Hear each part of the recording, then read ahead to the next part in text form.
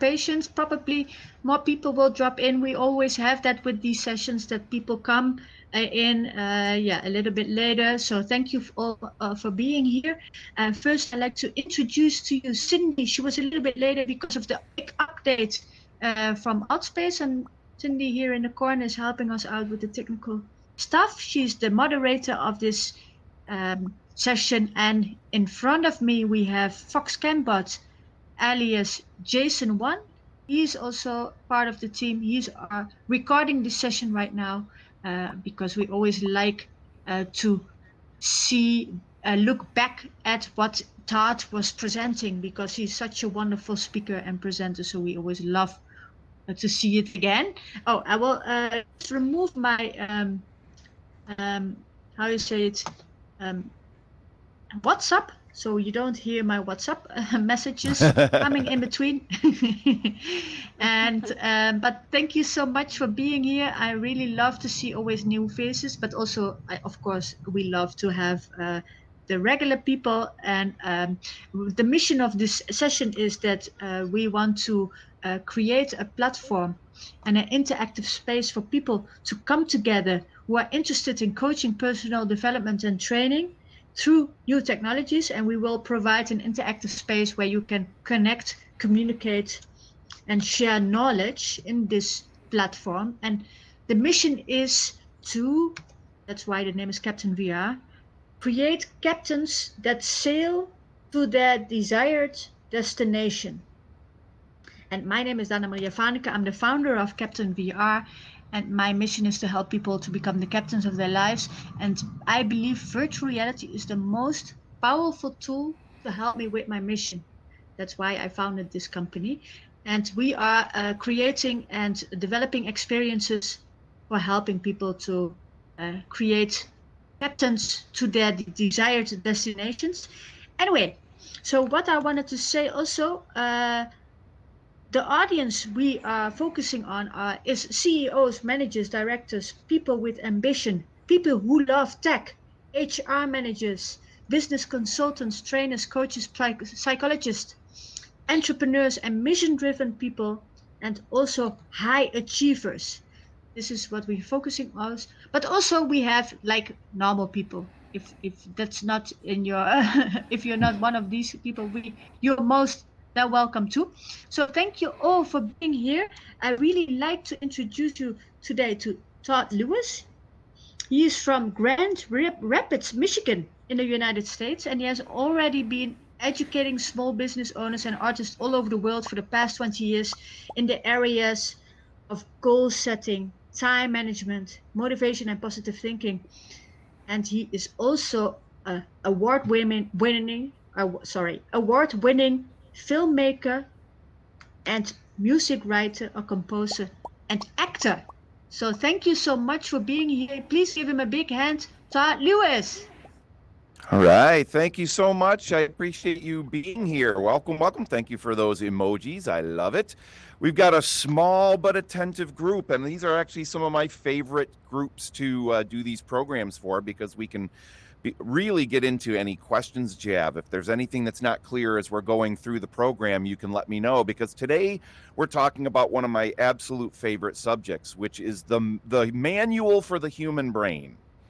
I find it so intriguing that as human beings, we are given this incredible computer that is our human brain, which, is arguably the most complex and powerful computer that humankind has ever known over the entire history of the planet Earth, because that's really what the human brain is, right? It is a computer. Granted, it happens to be a computer that is made up of biological material, but in so many ways, it functions very similarly to a computer in many, many ways. And yet, despite being given this incredible piece of biological technology to use every moment of every day of our lives, we're never given a manual of how to use it. We're never given a book that, boy, Right? Yeah, that I'm having this trouble. I'm going to flip through this book and find out how to deal with this. And that's what I'm really kind of hoping today will start to be. I mean, in only about 45 or 50 minutes, there's only so much we can cover as far as the manual of the human brain. But hopefully, it will be kind of a starting point for each of us to think about the key points of things that we have to deal with every day as we're using this incredible computer. Now, I've got some visuals that will be coming up behind me. You're not necessarily meant to read every single word of it, but we'll kind of go through each of these major key points as we talk about this. And the first thing, what today's really going to be primarily focused on, is the principle of the left brain and the right brain. So just a show of hands, if you're in VR, if you can just hold up your hand, or you can use the hand up emoji. How many of you have heard of the left brain, right brain concept before? Okay, 1, 2. Okay, looks like at least 2. All right, all 3 of you have sort of heard of this. Now, this is kind of what we're going to be focusing on today, because this is really the core of properly operating our brains, is our understanding of the left brain, right brain concept, and how different people have different tendencies to be a little bit more left brain or a little bit more right brain. But just to be clear, the left brain is the side of the brain that is typically attributed to logic, to numbers, to figures, to solving problems, at least from an analytical standpoint. It's really the logic side of the brain. And science has really shown that this is absolutely accurate, that one side of the brain tends to function more in these areas, and the other side of the brain, the right brain, if you will, the right side of our brain tends to be where the feelings are, the emotions, the imagination, intuition, creative thinking, whereas the left brain is more of the logic thinking. And each of us as individuals, we tend to be driven primarily by one side of the brain a little bit more than the other. That's not to say that we don't all have both. We absolutely do. But as a general rule, we have a side of the brain that tends to be a little bit more the dominant side of our brain. Now, interestingly enough, I'm here today teaching a subject, and I had to come into this very prepared. I have to prepare notes. I have to prepare a style of teaching that is going to be able to resonate and be easy to follow and so forth. And yet, which is very logic driven. There's a left brain side to that very much in the planning and the preparation of a program like this. But then conversely, I'm also a writer and an actor and a musician, and I'm interested in all of these right brain artistic things as well. So I want to make sure that the program is interesting and engaging, and that I connect with each of you on some emotional level as much as I possibly can, being in a completely different place on this planet than all of you are right now. Which is why I think virtual reality is such a great place to get to do this. Maybe the right side of my brain is going to connect a little bit better with all of you, because we're kind of in this same space together, albeit as these fancy looking avatars. And so I'm constantly balancing this left brain, right brain. And I'm sure all of you have experiences with this as well. And the more we can understand the balance between these two sides of our brain, the better off we're going to be, the more effective we can be at managing day-to-day challenges. Okay. And this starts with daily practice. Now, first of all, understanding this left brain, right brain concept is so important, because then we may find points through the day where we're like, boy, why am I feeling the things that I'm feeling right now? Is there a particular side of my brain that is struggling to, really be heard right now, but the other side of the brain is still at the forefront, is still taking control right now? How can I balance these things? So we have to have a system in place for using our minds. If you, again, think of the computer analogy, just with if somebody wants to raise their hand, and if you know the answer to this already, when you boot up a computer first thing in the morning, okay, you get up in the morning, you turn on your computer, it's been asleep, or it's been shut down the whole night. When you boot that computer up for the first time, what is the very first thing that gets loaded into that computer's memory when you boot it up? Does anyone know? Go ahead and raise your hand, or raise the hand emoji. There are no wrong answers here. I won't make fun of you, but okay. Yeah, let's go ahead, Rami. I think it's part of microprocessor, but the part that manages the devices, not the processor, not the mic. how do I say, not exactly the one that interact with the user, but the one that manages all the things in the computer.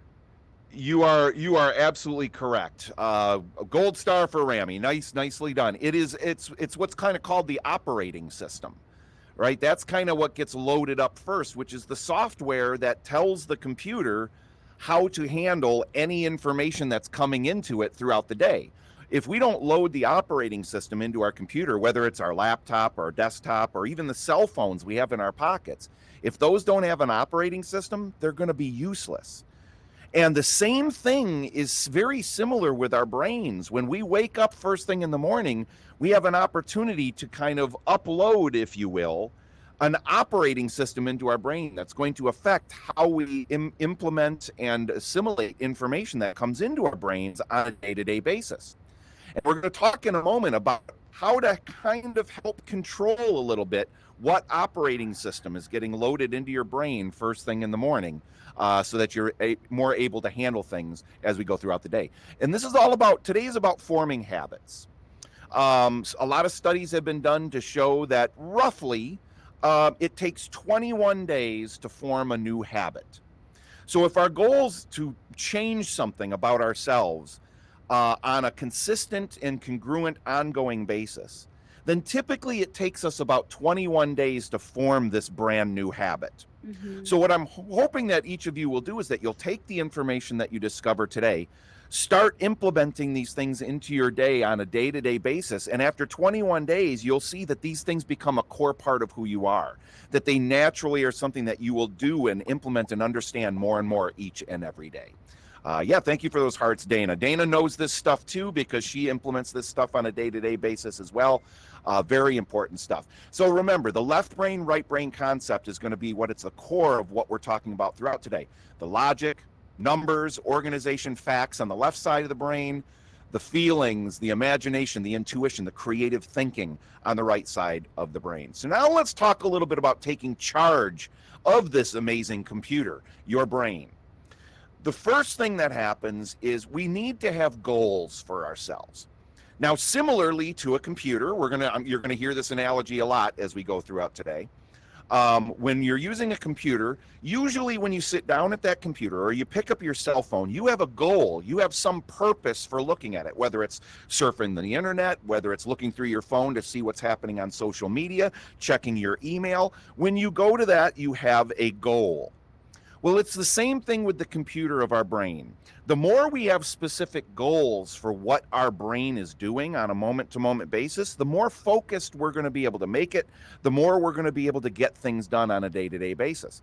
And that means having goals set for ourselves. So just with a show of hands, either raising your hand physically if you're in VR or using the hand, raise your hand emoji, how many of you have written down goals for yourself in some way in your life? Okay, 1, 2, 3. All right, I'm seeing 3, about half of you, okay, have written down goals right now for your life in any aspect.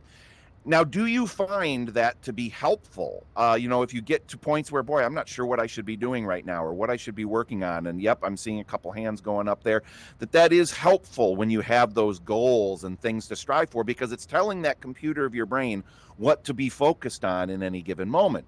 And if you've had those days where you wake up and just things don't seem to be going as well, just today I'm having a bad day, or, just things don't seem to be happening the way I'd like them to be happening.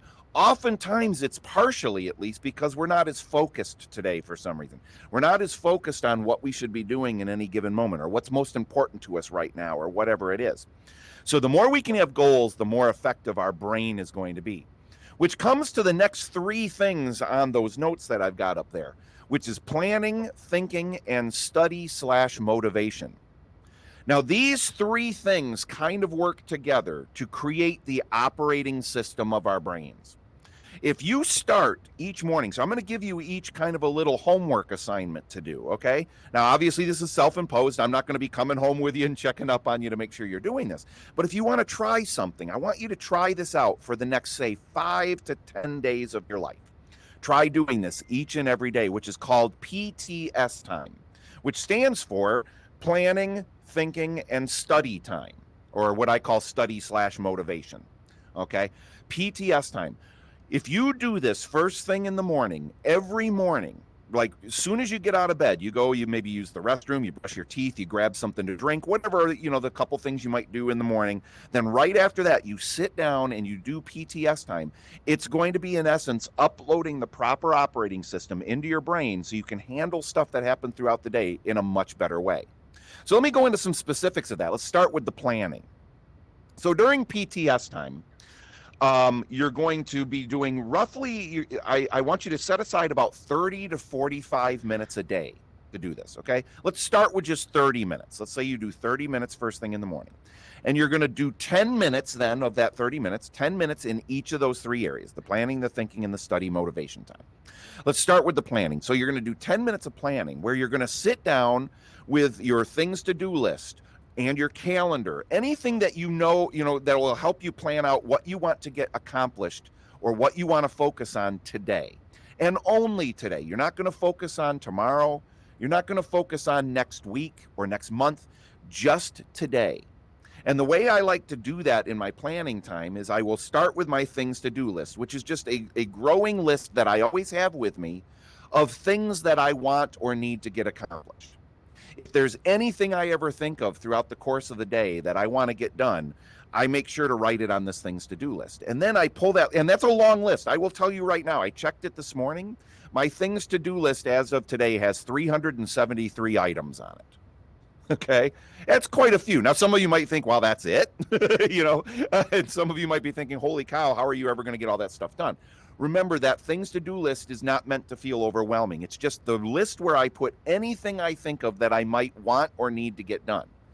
Some of those things may not even need to be done until a year, 2 years from now. But when I think of them, I put them on that list so that I'm sure not to forget them. And then when I start my planning time in the morning, I sit down and I look at that list. I pull 5 to 10 things off of that I think I want to or should focus on today, and I write those down on a separate list. Then I take that list of 5 to 10 things and I plan them out in my calendar or my daily schedule, my calendar for the day at specific times of the day. Now, this is really important because now this is, again, we're now appealing to the logic side, the left brain part of our brain, which is the logic side, the numbers, the organizational side of our brains, which all of us have. And some of us, if you're a right brain dominant person like I am, a kind of a creative thinker, it may be a little bit more challenging sometimes to really maximize that left side of the brain. And this helps me to do that by scheduling out my day in 30-minute increments, planning out when I'm going to do each of these things that's on my things to do list. I now know for the rest of the day, I've got my plan. I don't have to worry about it. I don't have to think about it. I don't have to go, what should I be doing right now? I just pull out that calendar. I look at it and go, oh, I scheduled this in for this time. Okay. And that frees up my right brain to really be able to focus on things because the left brain's already done that work in the morning.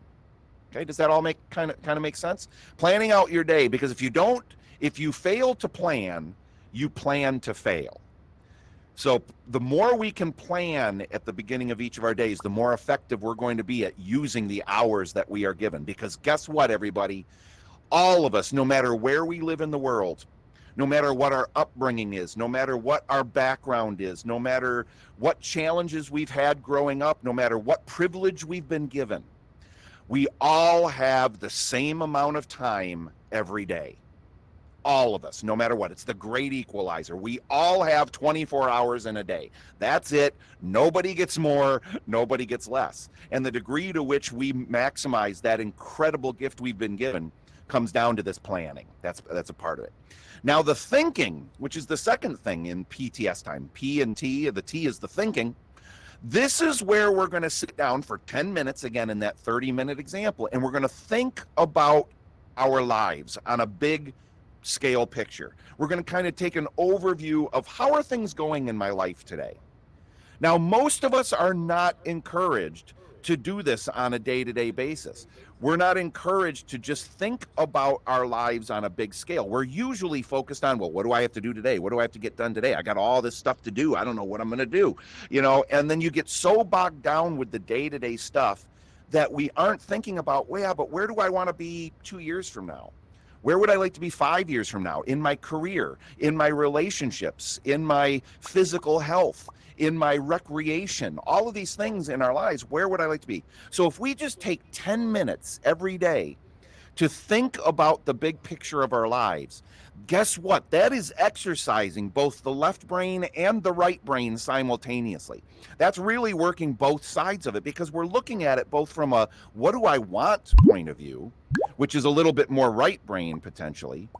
But we're also looking at it from a logic standpoint. Hey, 2 years, that's a ways down the line. I got some time to prepare for this. 5 years, we're thinking specifically in that way. So take 10 minutes to just think about, what are my goals? What are my dreams? Am I getting closer to those or further away? How much have they changed over the last week, month, year? Okay, that's the thinking time. 10 minutes each day will be very valuable. And then the S of PTS time is study/motivation, where you're going to take that 10 minutes, okay, in that 30-minute example, and you're going to read something that motivates or energizes you. Something that energizes you and makes you feel like you can accomplish anything. And the reason that I say, so does anyone have an idea? Go ahead and raise your hand with the raise your hand emoji, or raise your hand physically in VR. If you have an idea of why I recommend that you read something during this PTS time, not watch a video or listen to an audio. Does anyone have an idea of why I might suggest that? Okay. Nope. And I don't blame you if you don't. I'm going to give you the reason right now of why. Yeah, so just so they're raising their hand. They cannot talk right now because I muted them because of the echo. So there are two raised hands. They have two great. people. They want to maybe say something about that. Is that okay? Yeah, absolutely. Please. Please, feel free to ask or respond. I think maybe because I love to read. So I think it's because when you are gonna read, you need to really focus, and that's everything that's going on. Yes. You just need alone, quiet time if you're wanting to read. Good, excellent. Yes. Oh, Ale, absolutely right. I've got another hand raised back there. It looks like Zoltan. Yes, Zoltan, also, please feel free to talk. I unmuted you. Thank you, Ale. No. Yes. Can you hear me now? We hear you. Yes, we hear you.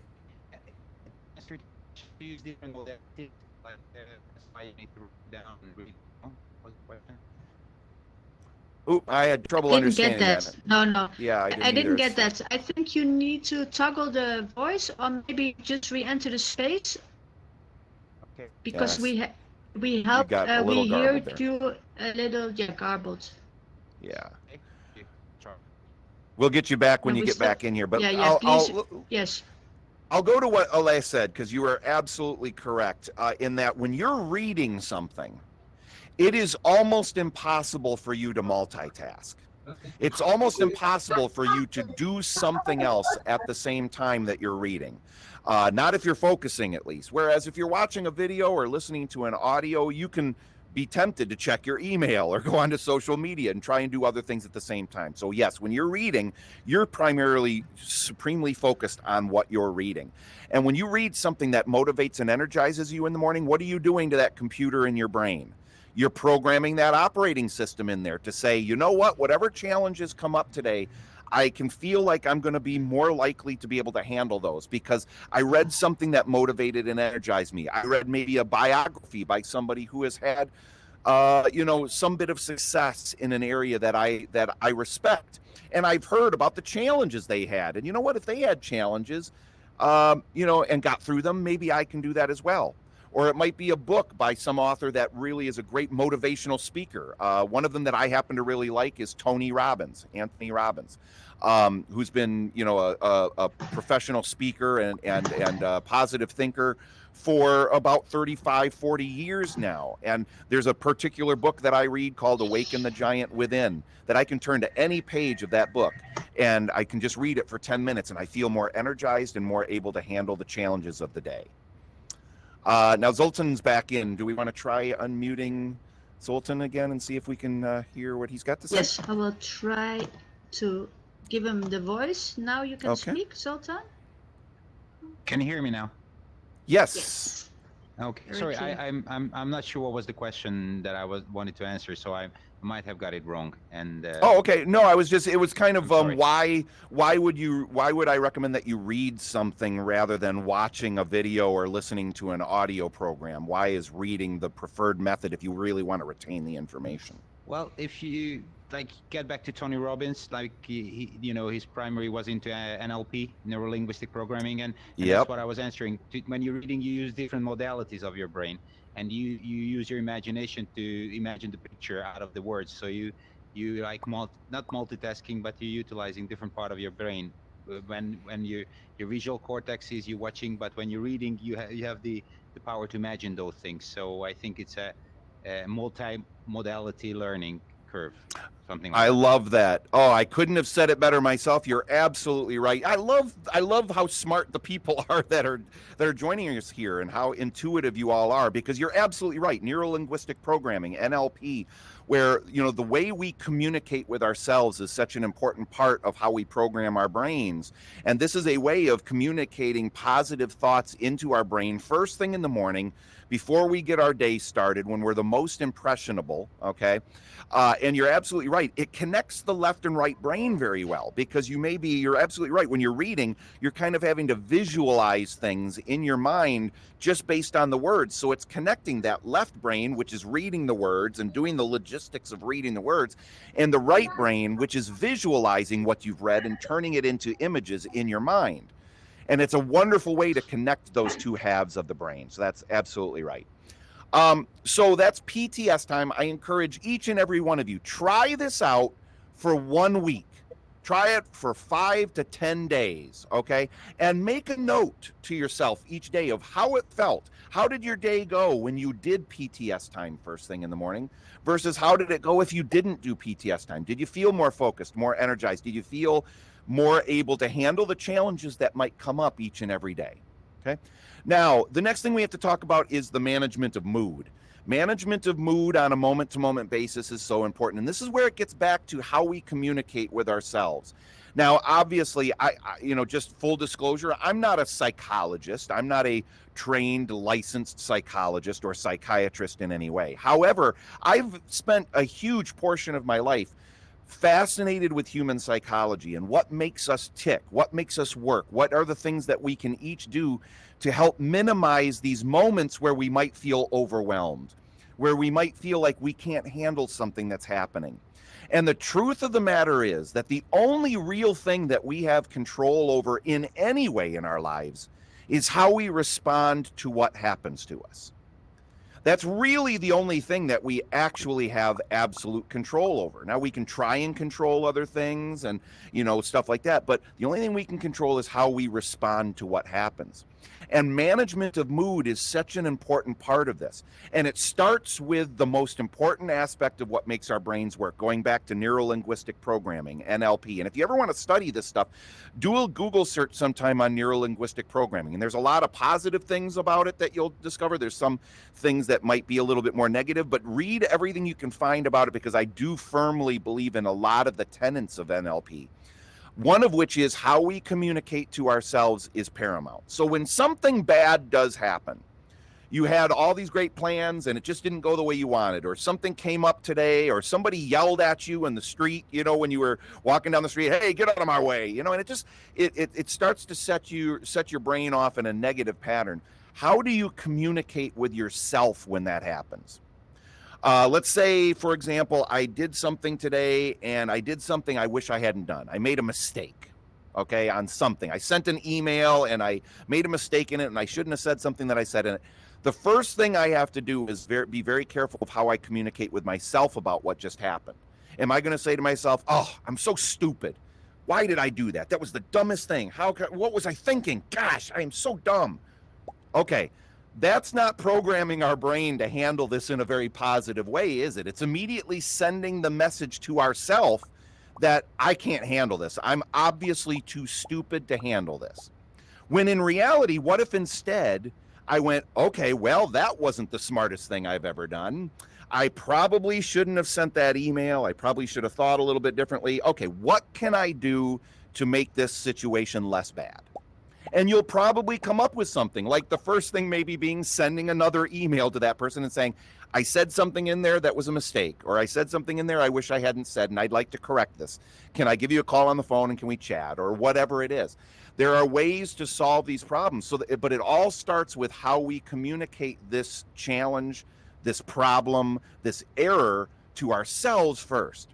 So if you ever find yourself saying things like, I'm so stupid, I'm so dumb, I'm not smart enough for this, or I don't have the right resources to make this happen, ask yourself immediately, is that really true? No, it's probably not. Maybe I can handle this. What if I can? What if I am fully capable of finding a positive solution to this? And that is part of the management of mood. Okay. Now we're going to talk again in a moment here about another aspect of the management of mood, which is the physical side of it. This is the emotional, mental side. We haven't even talked about how important physicality is to your management of mood, because the mind-body connection is a very real thing. Guess why? Because your mind is part of your body. It is a physical part of your body. So we have to be sure to maintain it from a physical aspect as well. And then last but not least on this particular slide, help from others is so important. I hope that's part of why you're here today, is you're looking for some ideas from others that might be able to assist you a little bit in the management of this incredible computer in our heads, our brains.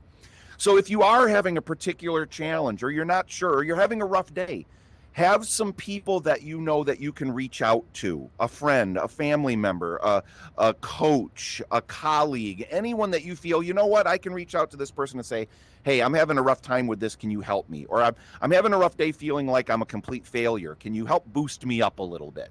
We all need those kinds of people in our lives. And if you don't already have somebody like that in your life, start looking around. You may have them and not even realize that they're there. They don't have to be really close friends all the time. They don't have to be immediate family members, but you might have people that, hey, when I talk to this person, I almost always feel better about myself. I'm going to call them up, or I'm going to email them, or I'm going to text message them or whatever, and see if they can help right now. Okay, so help from others. Don't be afraid to reach out and ask for that from other people. All right, so let's move on to some key concepts here. I'm going to throw these out there fairly quickly at you, but these can also help you with the management of mood and management of controlling, or at least helping to manage the left brain and right brain communication with each other. First of all is journaling. I'm a big fan of journaling, which is kind of helping you to create the manual for your brain.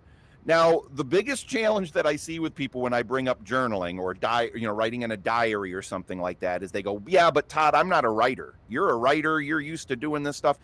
This is not something that's meant to ever be read by somebody else.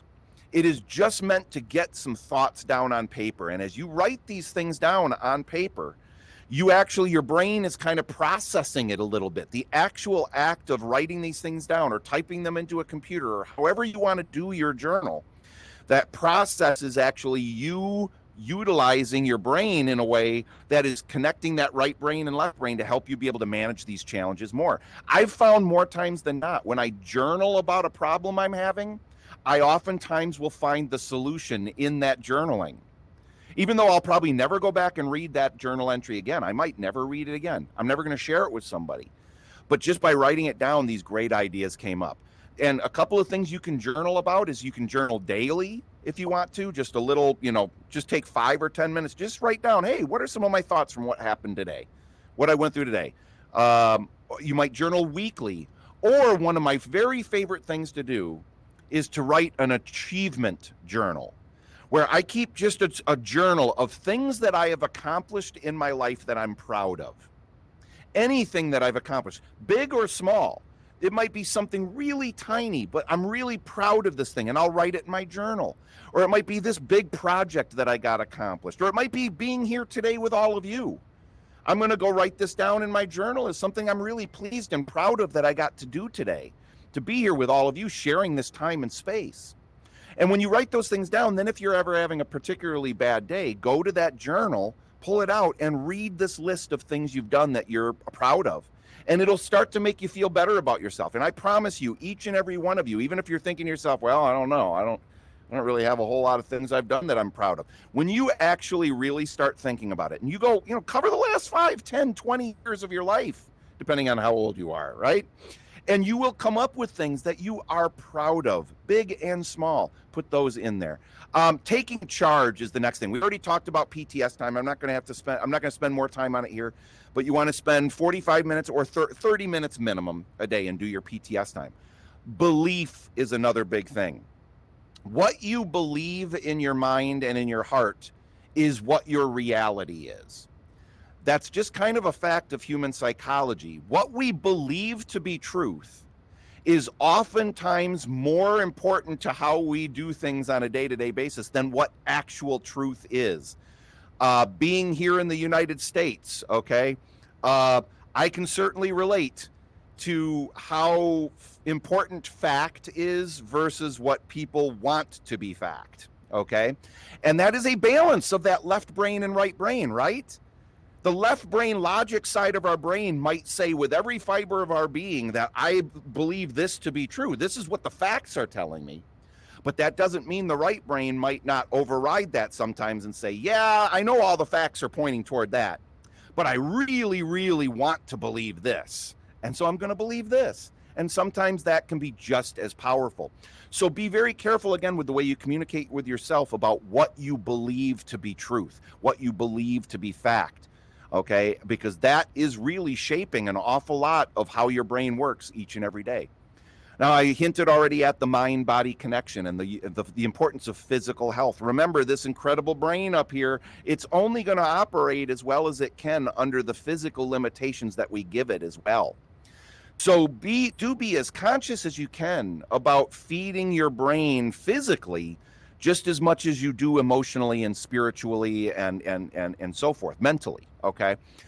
So do pay attention to, diet, to exercise, to whatever degree you can. You don't have to exercise a ton. If you can get 20 minutes of some simple cardiovascular exercise each and every day, that is so powerful for your brain because it's feeding oxygen to your brain when you're doing things like jogging or bicycling or even just walking or even just sitting in a place and moving your arms if you're not as mobile as you'd like to be. That all gets that blood flowing, gets that oxygen going to the brain and helps it to function better.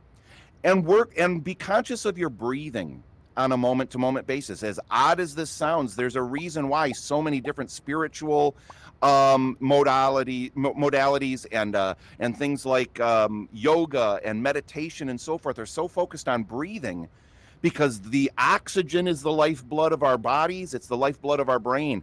So as you start taking deeper diaphragmatic breaths, you're feeding more oxygen to your brain, which makes it run better. It's much like if the fan on your computer gets all clogged up with dust and it can't spin properly, it's not flushing stuff out of there. It's not keeping the heat from building up in the brain. Your oxygenation of your bloodstream does the very same thing for your brain. And then we have to talk about the principle of dangerous people. Now, this is a really tough one to talk about with people because we all have these in our lives. What dangerous people are they're the people in our lives who oftentimes are the closest to us. They may be family members, they may be friends, and they don't usually mean any ill toward you. They're actually trying to help you. But oftentimes I call them dangerous people because we trust them, we like them, they're close to us, but they may be the ones that are telling you, hey, oh, you want to go do this? Well, you're not smart enough to do that, or you don't have enough education to do that. No, you should focus on doing something else. It's just going to bring you disappointment. And they mean well because they're trying to tell you, hey, I don't want you to be disappointed. You probably shouldn't even go after that dream. It's out of your realm. When in reality, nothing is really out of our realm if we are willing to make the sacrifices that it takes in order to achieve something. We can truly achieve almost anything in our lives if you know clearly what you want and you're willing to do the steps that it's going to take to get there without hurting other people, hopefully while helping other people in getting to that point, okay? So when you have a dangerous person that says, you could never do that because of this, you should immediately question, is that really true? I know they mean to help, but this might be a dangerous person, okay? And make sure that you're, again, managing that inner voice, because it's the people around us that oftentimes can really impact that inner voice in positive ways and in negative ways, okay?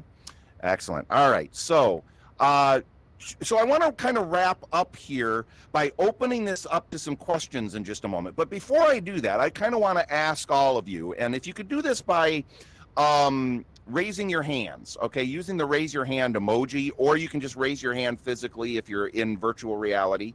I want to see how many of you feel you are kind of more left brain dominant. So go ahead, if you think you're a little bit more left brain dominant, a little more on the logic side, you like numbers, you like proof of stuff, you know, that really kind of drives you. Okay, I'm seeing, okay, maybe about, maybe a third, almost half. Okay, about half the room now is raising their hand and saying you're a little bit more left brain dominant. At least that's the way that you perceive yourself.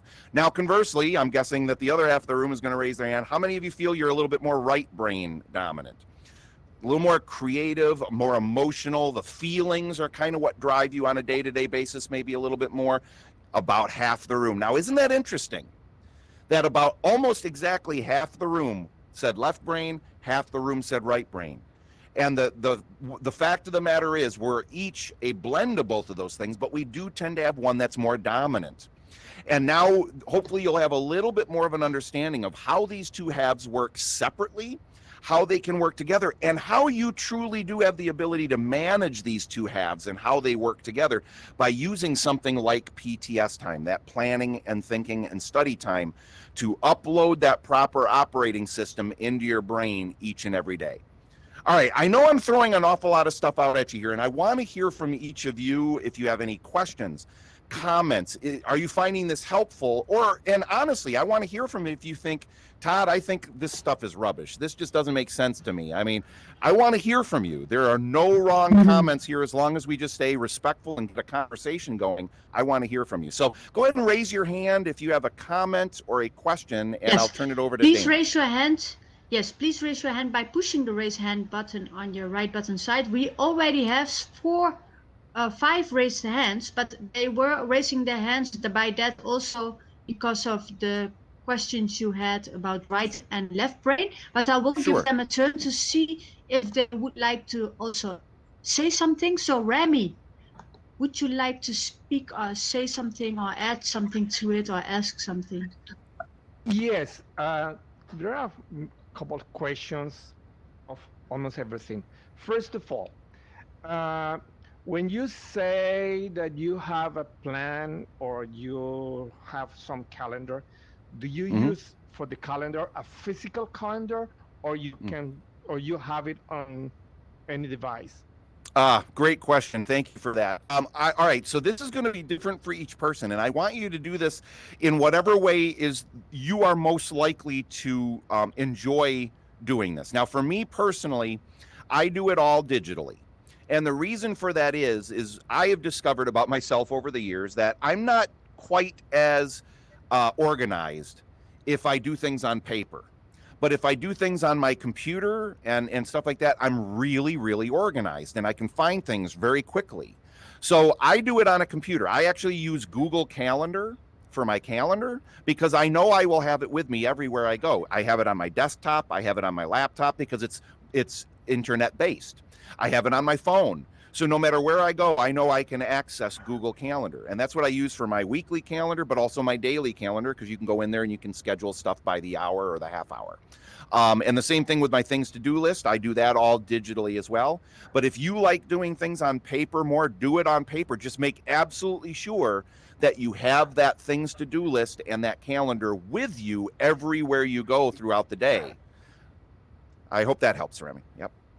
Yes, that helps. Excellent. I have another question. Actually, when you say 21 days, does that mean 21 repetitions? Does that mean 21 in separate days, or can be done? Maybe I can take a month and say I will do it Monday to Friday, which means after 21 times, for real, I will have this habit done in my life. Because I've tried, and of course I've done it, like changing something in my habits, maybe after I wake up, I say, oh, I have to do this first, than this. So Mm-hmm. I start repeating. I don't count the days, but I notice that, okay, I finally finished doing that, and now it's a habit. Now I can do it. I don't even think about it, like putting the keys on certain place when I get in, or Sure. something like that. Whatever. It's not a big deal, but every single thing that I want to change in my life, I start repeating. But Mm-hmm. when you said 21 days, again, does that mean 21 repetition? Because I can say, like, once a month I have to do this. So if I Sure. don't do it once a month, I cannot do it every month. But I cannot Right. repeat that every single day, or 21 times, or I mean 21 days consecutively times. Right. No, that's a great question. That's a wonderful question. And the key to forming a habit is repetition and congruency. So the more frequently you can do this thing that you're trying to form a habit of, the quicker you're going to form that habit. So using that example, if it's something that you only do once a month, it's going to take a longer period of time for you to form that habit because you're not doing it regularly enough maybe for it to become a habit. Whereas if you're doing it daily or if you're doing it hourly, I mean, let's look at a potentially negative, at least from a physical standpoint, habit, which is smoking. Okay. Smoking is not particularly great for the body. Okay. But it's a habit. And oftentimes people will tell you that part of the addiction is absolutely the nicotine that's in the cigarettes. But the other part of the addiction is the physicality of the smoking. And it's something that they do so frequently. Some people that will smoke a pack a day, they're doing that on a very consistent basis over and over again. And they're forming this physical habit that is in conjunction with the nicotine physical habit that's connecting in their body. So that's something that happens very quickly. So I would say that, the more congruent you can be with doing this, like the PTS time, if you can do it every single day, including weekends, you're probably going to form that habit even more consistently and quickly than if you did it, say, Monday through Friday and then took Saturday and Sunday off. However, if you only do it Monday through Friday, but you do it consistently, that when you have those 2 days off, you don't go on Monday and go, well, I didn't do it the last 2 days. I can take today off too. Okay, you see how it starts breaking that flow of the brain getting used to doing something every day. Make sure that if you do stop on Friday, you go right back to it on Monday and pick it right back up. So yeah, the more consistently you can do something, the quicker that habit will form. Cool. All right, next Great. question, Dana. We have a lot of questions. Yeah, we have Great. like 6 in a row, so we'll Oh, get great. them. Remy, thank you for your question. Let's use Yeah, next thank you. Hava Kotti. Hava Kotti? Maybe you pushed the button by accident. If not, don't Okay. worry. No worries. Hava Kotti, you don't have to say anything, or maybe you're muted, but then I remove you if you don't make yourself known. Let me see. Galaxy Sun, please ask your question. Galaxy Sorry, Sun? I think I opened Oh. something accidentally. No problem. By accident. No worries. Yeah, no No problem. worries. No worries. Welcome. Then suddenly we have one question left. Okay. That is Great. Brian H. Oh no, so how can I pronounce your name? Brian Napa? Brian. Okay. Brian, great. perfect. Hi, Brian. Hi. Hi. Can you hear me, sir? I sure can. Okay. So I jumped in a little bit kind of later, and I want to ask you. So you were from American. I also heard. I was an airborne infantry. I served, and I have a tendency to get really angry really fast. What was Mm-hmm. your best kind of like advice to control that mindset, to calm down and Oh, great. not Yeah. over exaggerate stuff and just go blow everything out?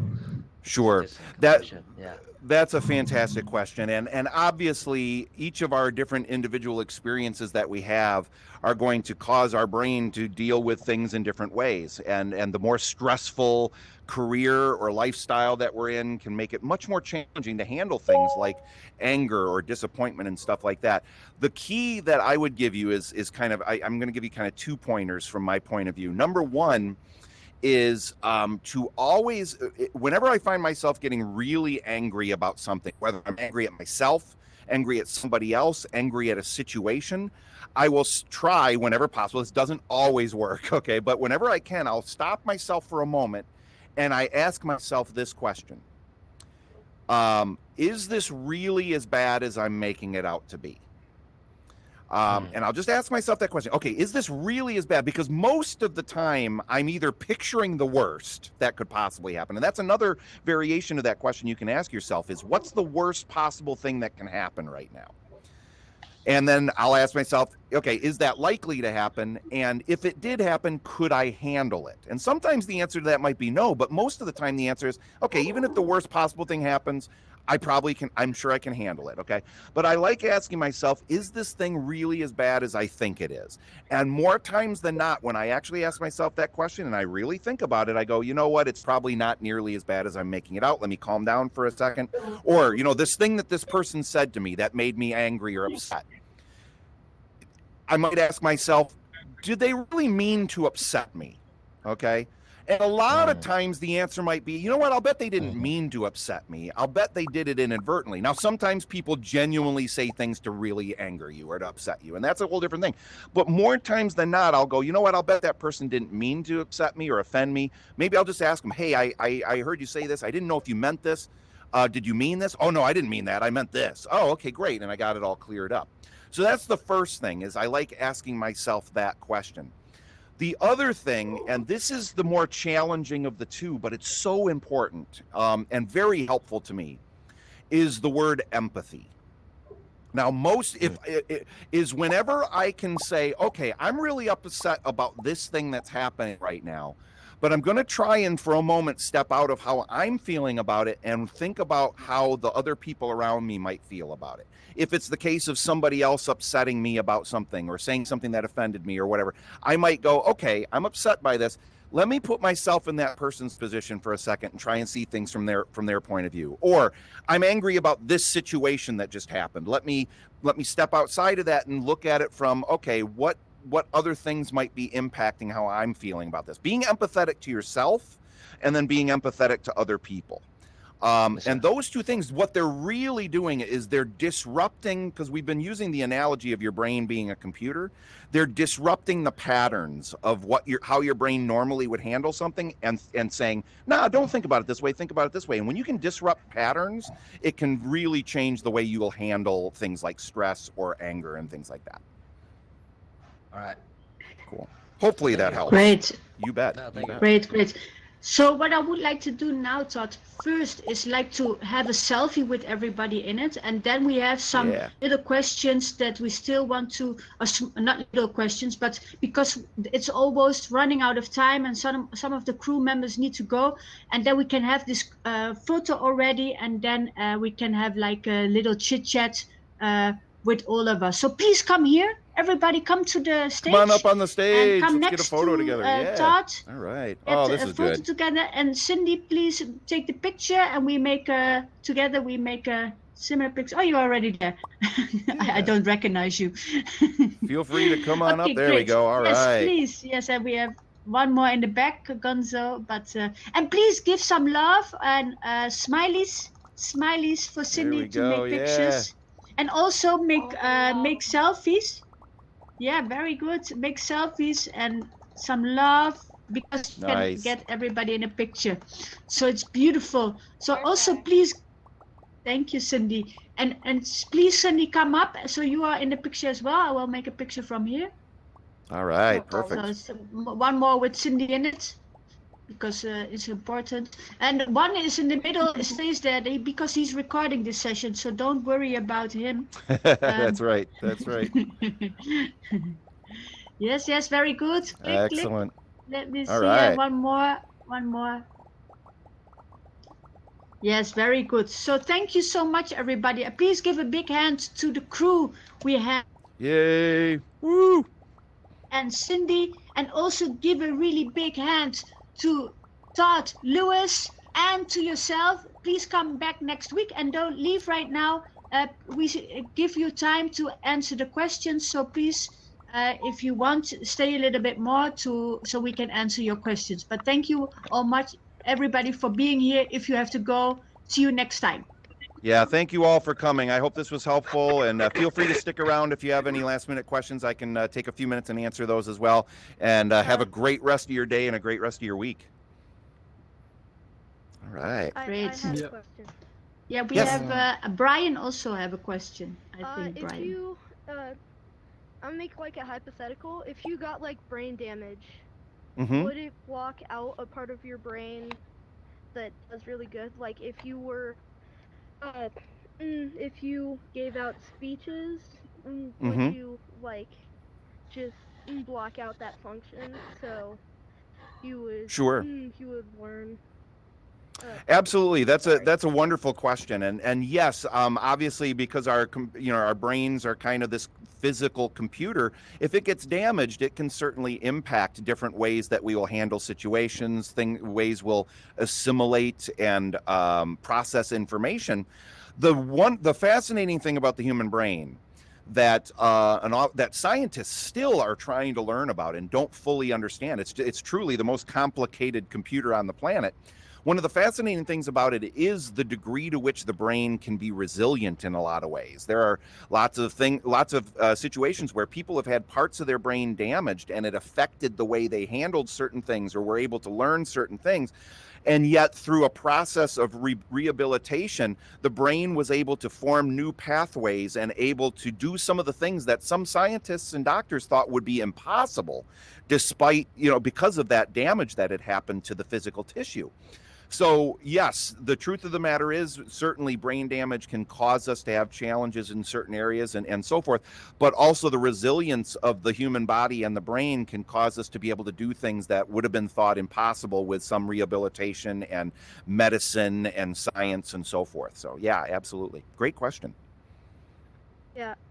I'm also bipolar, so that Mhm. part of the brain is just kind of blocked out. So I handle certain things in a way that I don't really like most of the time. I'm like, Sure.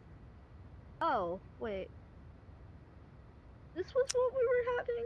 And like, someone said, Absolutely. yeah, this was what we were having. And I'm like, Right. man. And you know what? While I have not been diagnosed as bipolar, I can certainly understand and empathize with a little bit of how you feel in those situations, because I've been in those situations myself, not being bipolar, where I'm just like, oh, why am I so angry about this? Or why am I handling this way? Or where you get frustrated with yourself because you feel like you're not in control of the way you're processing things. And that can be a very frustrating thing.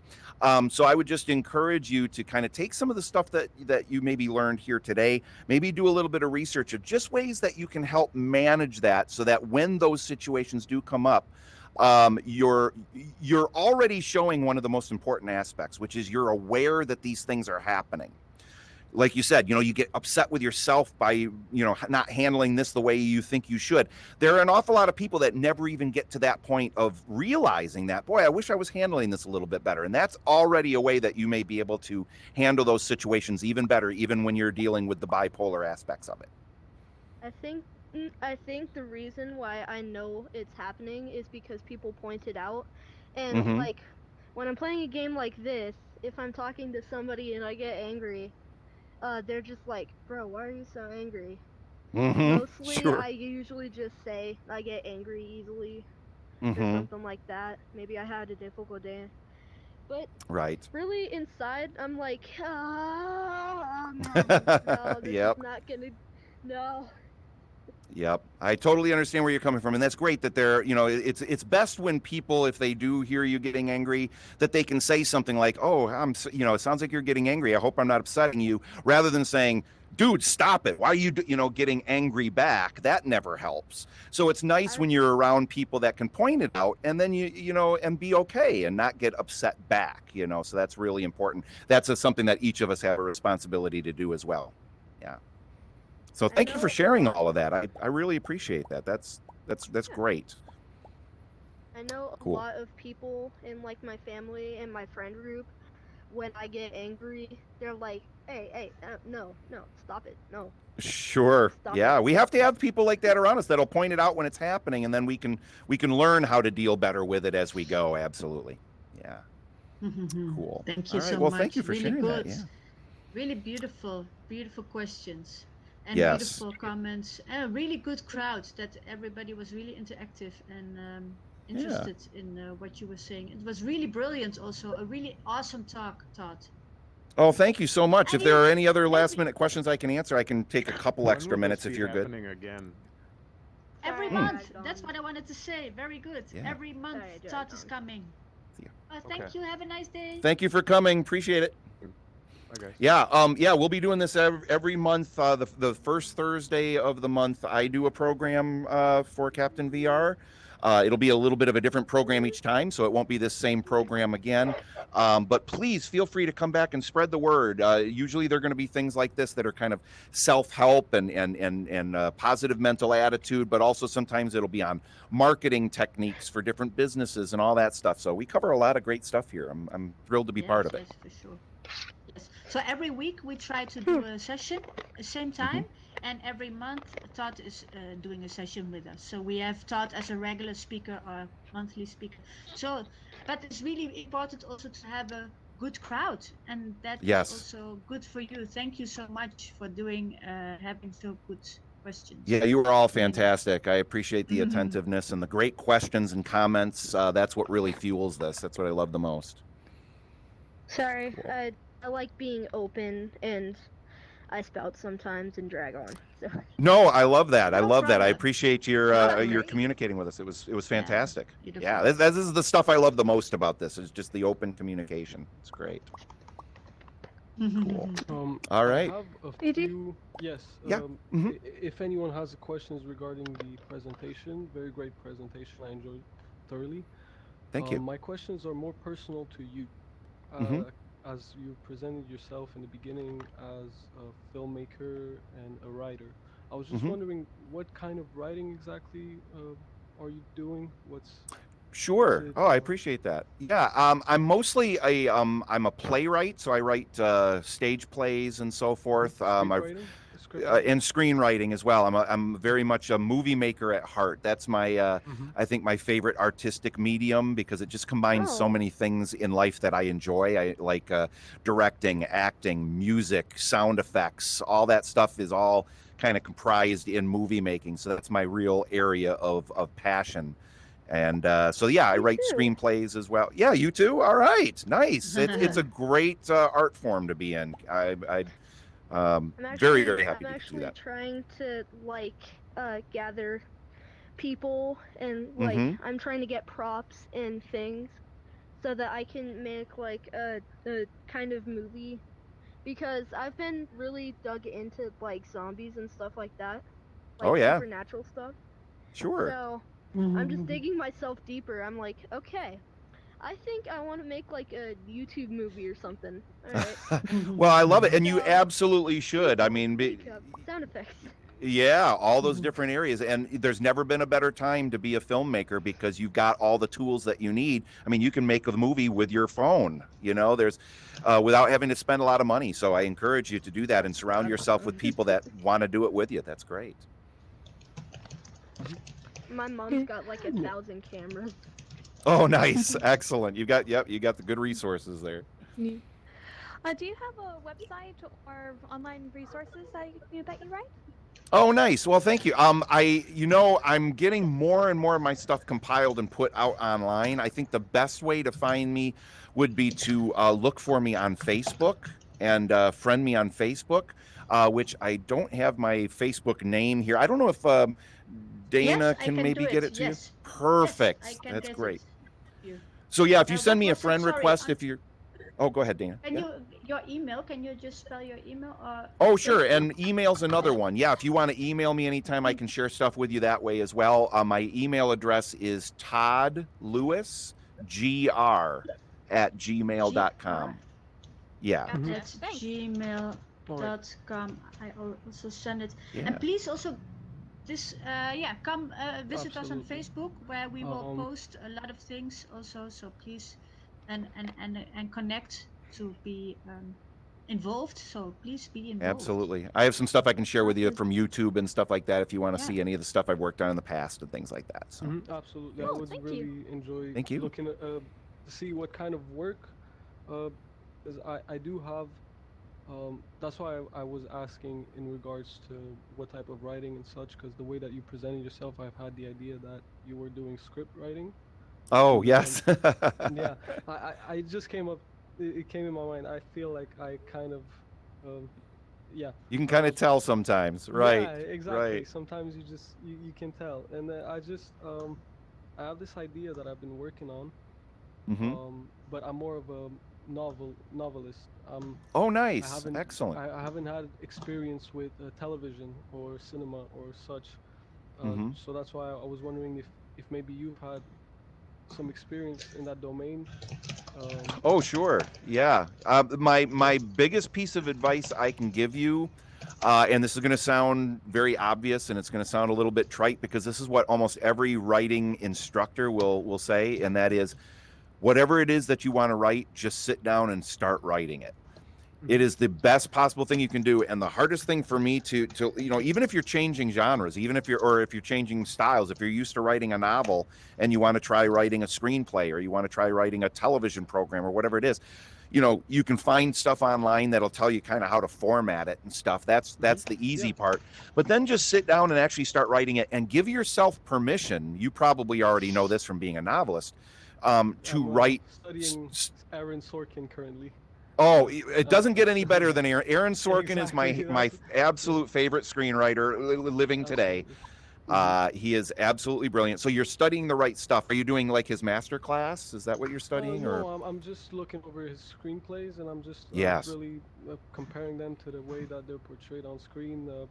A director that I really enjoy is Adam McKinney, if I'm not mistaken. Oh, yeah. His work, I really like his style of directing. And Mhm. I'm trying to see, like, just see different genres, compare them, and imagine them in different ways. Just I'm doing this as like I'm enjoying it, but I'd love to be able to work with somebody with experience, and share a little bit of my ideas and see Absolutely. if I would really That's what you enjoy that. need, So, yeah, is getting some advice from other people as well. And boy, studying Aaron Sorkin, man, that you're definitely studying the master. So that's great. And just keep that up, and then just start writing stuff, and give yourself permission to write garbage. That is really important. Is that first draft for me, I always know is going to be kind of terrible, but then it's in the rewriting process that things really start to get better. So you have to give yourself permission to write stuff that you're going to go, ooh, that's kind of garbage, but that's part of the process. So yeah, absolutely. that's great. I believe in Fantastic. that as well. All right. Well, Yeah. oh, go ahead. Go Yeah. ahead. No, it's fine. It's fine. It's fine. Just Yeah. wanted to say, whenever you're doing this, I'll be gladly joining. Oh, I And, appreciate that. Yeah, if you'd have a moment someday to discuss a little bit of my ideas. I know right now that if you have any questions or such, I don't want to interrupt. But Yeah, no, I would absolutely love to. Actually, send me an email or friend me on Facebook, and we'll continue talking. I would love to hear about the ideas that you're working on, and give you any support that I can do, and vice versa. So yeah, please let's get a conversation going for sure. Absolutely, I appreciate it. Thank you for your time I got today. it. Love it. High five. Great All right, presentation. there we go. Yes. Have a good Excellent. one. Yeah, you're one too. Excellent. You too. High five. Thank Yeah. you both very much, and appreciate you being here today. Yep, you guys, you got this. All right. Thank you. just Thank you. nice Have a Thank nice you as day. well. Thank you for And- hosting. Yes, welcome. See you next week or I next think month. that's why I bought Next this week, VR. yeah. I just wanted to talk to people. Bye. That's good. You're in the right place for that for sure. Yep. Keep it up. Keep it up. Yeah.